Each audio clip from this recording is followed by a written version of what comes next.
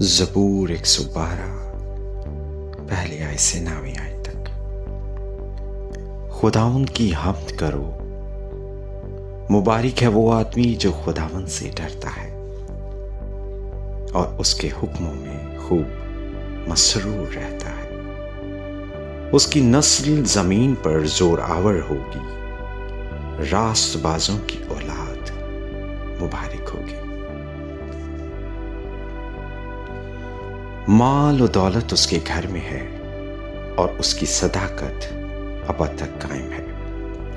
راست بازوں کے لیے تاریکی میں نور چمکتا ہے۔ وہ رحیم و کریم اور صادق ہے، رحم دل اور قرض دینے والا آدمی سعادت مند ہے۔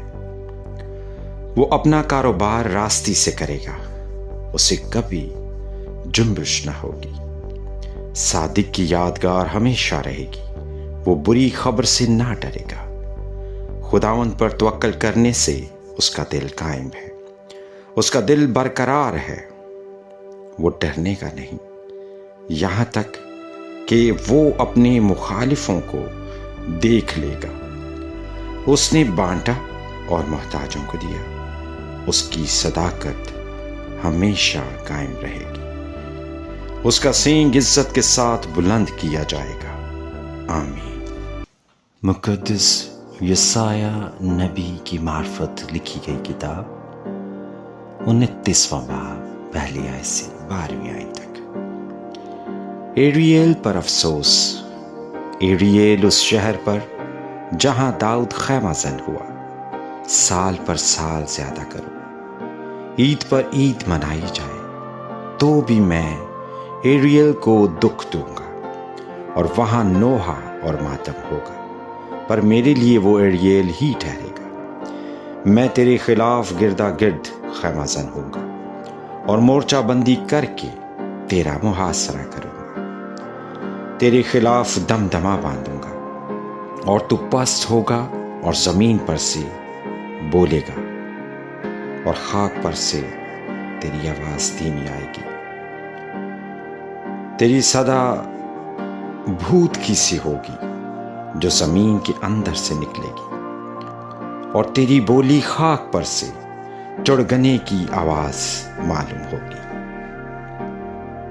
لیکن تیرے دشمنوں کا غول باریک گرد کی مانند ہوگا، اور ان ظالموں کے گروہ اڑنے والے بھوسے کی مانند ہوگی، اور یہ ناگہان ایک دم میں واقع ہوگا۔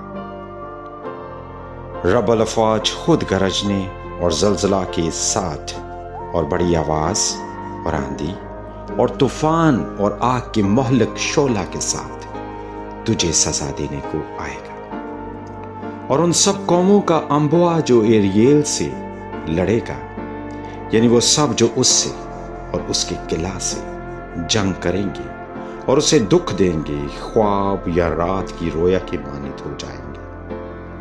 جیسے بھوکا آدمی خواب میں دیکھے گا کہ کھا رہا ہے پر جاگ اٹھے اور اس کا جی نہ بھرا ہو، یا پیاسا آدمی خواب میں دیکھے کہ پانی پی رہا ہے پر جاگ اٹھے اور پیاس سے بےتاب ہو اور اس کی جان آسودہ نہ ہو، ویسا ہی ان سب قوموں کے انبوا کا حال ہوگا جو کوہ سیون سے جنگ کرتی ہیں۔